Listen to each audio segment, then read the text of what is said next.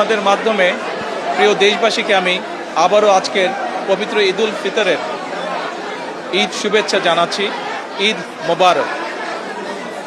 বহু বছর পরে আল্লাহ রাব্বুল আলামিনের ইচ্ছায়, বাংলাদেশের মানুষের দোয়ায় আমি এবং আমার পরিবার দেশের মাটিতে দেশের মানুষের সাথে ঈদ পালন করতে সক্ষম হয়েছি।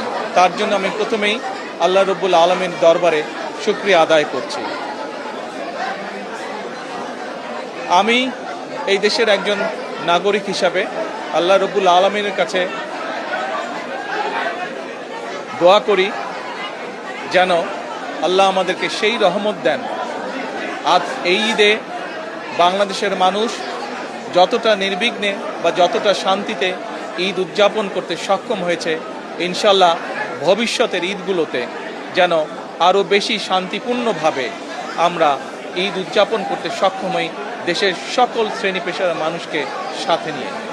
একই সাথে আসুন এই ঈদে আল্লাহ রাব্বুল আলামিনের কাছে আমরা রহমত চাই, যেন আল্লাহ আমাদেরকে সেই রহমত দেন যাতে করে আমরা বাংলাদেশের মানুষের সেই প্রত্যাশিত সেই বাংলাদেশকে ধীরে ধীরে গড়ে তুলতে পারি। আজকের এই ঈদের দিনে দেশবাসীর কাছে আমি দোয়া চাই। একই সাথে দেশবাসীর কাছে আমি অনুরোধ জানাবো যে আপনাদের সহযোগিতা যদি থাকে, ইনশাল্লাহ আপনাদের এই নির্বাচিত সরকার দেশকে আপনাদের চাওয়া অনুযায়ী দেশ গঠনের কাজে সর্বোচ্চ শক্তি দিয়ে চেষ্টা চালিয়ে যাবে। সকলকে আমি আবারও ঈদের শুভেচ্ছা জানাই। সকলে দেশের সকল মানুষ দলমত নির্বিশেষে সকল মানুষ ইনশাল্লাহ ভালো থাকবেন, সুস্থ থাকবেন।